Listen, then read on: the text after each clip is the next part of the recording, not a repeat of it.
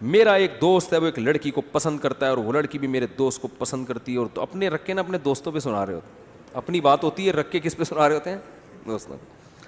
اور میرے دوست کو پسند کرتی ہے اور دونوں نکاح کرنا چاہتے ہیں, لیکن لڑکی پشتو اسپیکنگ ہے اور اس کے گھر والے کہتے ہیں ہم شادی کے معاملے میں پٹھان لوگوں کے علاوہ کسی سے شادی نہیں کریں گے, اس پر روشنی ڈال دیجیے. بھائی لڑکی کے والدین کو چاہیے کہ اگر لڑکی کہیں نکاح کرنا چاہتی ہے تو قوم کو نہ دیکھیں, وہ لڑکی کا نکاح کر دیں. یہ صرف پٹھان میں نہیں, ہر قوم میں ہی ہے یہ. مہاجر کہتے ہیں ہم نے صرف مہاجروں میں کرنی ہے, پٹھانوں میں نہیں کرنی. پنجاب والے کہتے ہیں ہم نے صرف پنجابیوں میں کرنی ہے, سندھی کہتے ہیں ہم نے صرف سندھیوں میں کرنی ہے. یہ ہر قوم کی بیماری ہے. تو اس لیے یہ نہ دیکھو, اگر لڑکی کہیں نکاح کرنا چاہتی ہے, اپنی قوم میں نکاح بہتر ضرور ہے کہ وہ اپنے مزاج کو سمجھتے ہیں اپنی قوم کے لوگ, لیکن یہ کوئی فرض واجب نہیں ہے. لڑکی اگر کسی غیر قوم میں نکاح کرنا چاہ رہی ہے, چاہے مہاجر ہو پٹھانوں میں چاہ رہی ہے, تو مہاجر کو چاہیے نہ روکے اس سے. پنجابیوں میں چاہ رہی ہے تو پٹھان کو چاہیے کہ پنجابیوں میں چاہ رہی ہے تو نہ روکے. تو یہ نبی صلی اللہ علیہ وسلم کی حدیث ہے, صحیح حدیث ہے, لن تری للمتحابین مثل النکاح. آپ نے فرمایا دو محبت کرنے والوں میں نکاح سے بہتر کوئی چیز نہیں ہے. تو جہاں محبت ہو والدین کو چاہیے وہاں نکاح کر دینا. اور یہ حدیث کس موقع پر فرمائی آپ صلی اللہ علیہ وسلم نے؟ یہ ایک بچی تھی جو غریب صحابی سے نکاح کرنا چاہتی تھی, اور اس کے جو ولی تھے, ابا کا والد کا انتقال ہو گیا تھا, اس کے ولی تھے نا چچا, وہ مالدار صحابی سے نکاح کرنا چاہ رہے تھے. اب بتاؤ مالدار سے نکاح کرنا بہتر ہی ہے نا بھائی, مالدار سے نکاح میں اس بچی کا زیادہ فائدہ ہے نا, خوب کھانے پینے کو ملے گا. لیکن بچی پسند کس کو کرتی تھی؟ غریب صحابی کو. بظاہر یہ بالکل گھاٹے کا سودا ہے. تو ان کے چچا نے اس بچی کا نکاح کرا دیا مالدار صحابی سے. آپ صلی اللہ علیہ وسلم کو پتا چلا تو آپ نے وہ نکاح کالعدم قرار دے دیا, کیونکہ وہ بچی کی پرمیشن نہیں تھی, اس میں اجازت نہیں تھی. اور پھر آپ نے اس بچی کا نکاح کرایا ان غریب صحابی سے. اور اس موقع پر آپ نے فرمایا لن تری للمتحابین مثل النکاح, دو محبت کرنے والوں میں نکاح سے بہتر کوئی چیز نہیں. یعنی کیا فرمائے کہ جہاں محبت, جس سے محبت ہے اس کو جہاں چاہ رہی ہے وہاں نکاح کرو اس کا. بات آ رہی ہے سمجھ میں؟ تو اس لیے بھائی اپنی قوم, چاہے مہاجر ہو, پنجابی ہو, پٹھان ہو, اپنی قوم کا وہ مسلط نہ کرو. اگر بیٹی کہیں نکاح کرنا چاہتی ہے تو وہ بے شک غیر قوم کا ہے, تو اگر اس میں کوئی بڑی خرابی, کوئی خدا نہ چرسی ہے, ہیروئنچی ہے, کیونکہ بچیوں کا کوئی بھروسہ نہیں ہوتا, کسی کو بھی کسی بھی ٹائم پہ چاہ سکتی ہیں. وہ کوئی سٹا لگا رہا ہے, اس نے تھوڑا سا ان کو بھی پلا دیا سٹا ٹھیک ہے نا, تو ان کو بڑا مزہ آیا تو اسی پہ عاشق ہو گئی. تو بچیاں تو بیچاری ناسمجھ ہوتی ہیں.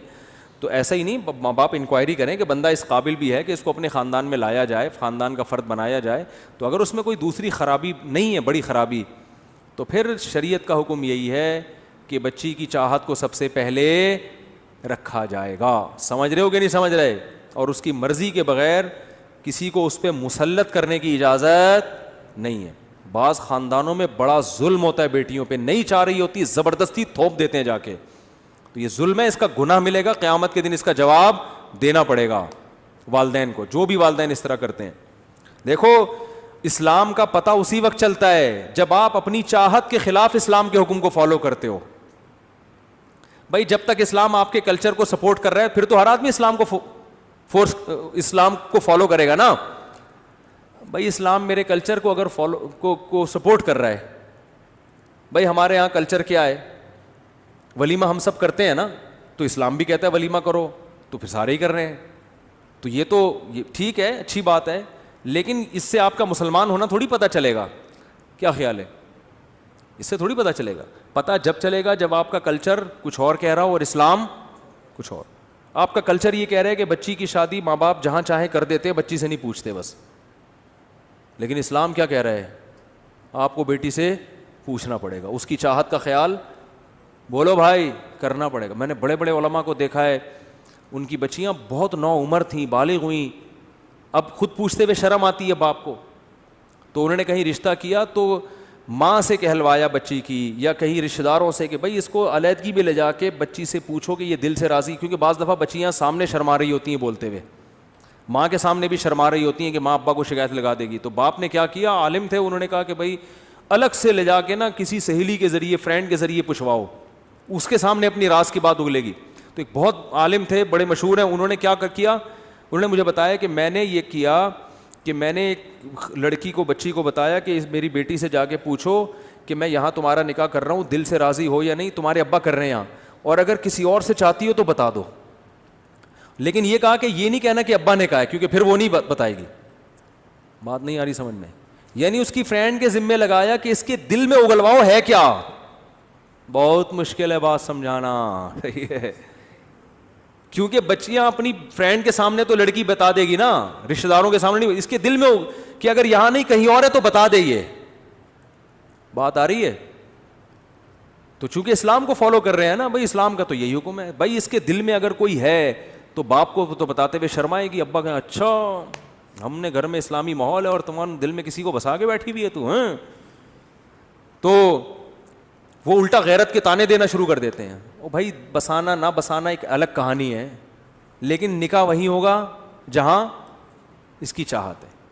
وہ بسانا اچھا کام نہیں تھا, آنکھ مٹکا جو موبائل پہ اگر ہو گیا تو غلط ہوا, ٹھیک ہے, لیکن اگر یہ کہیں چاہتی ہے, بعض دفعہ یہ سب احتیاطوں کے باوجود بھی انسان کسی کو پسند کرنے لگتا ہے.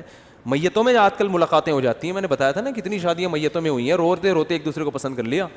تو کب تک چھپو گے پیڑوں کی آڑ میں, کبھی تو ملو گے لنڈا بازار میں. یہ اسی موقع کے لیے, ٹھیک ہے. تو ان والد محترم نے کیا کیا ہے کہ اپنی بیٹی کے کسی سہیلی کو, فرینڈ کو کے ذمے لگایا کہ اس سے پوچھو, اس کا راز اگلواؤ اور میرا نام نہ آئے, تاکہ ایسا نہ ہو کہ میں اس چاہتی کہیں اور تھی اور ہم پہنا کوئی اور دیں, ٹھیک ہے.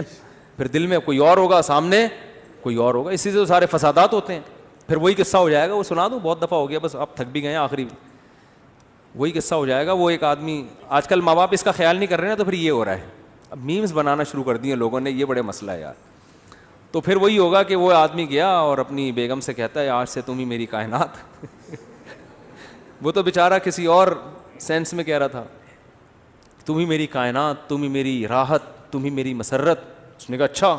اس نے کہا کہ جب اس نے سارے راز اگل دیے ہیں تو پھر ہم بھی. اس نے کہا ٹھیک ہے, پھر ستار بھی تم, غفار بھی تم, وسیم بھی تم, جمشید بھی تم, پھر یہ ہوگا.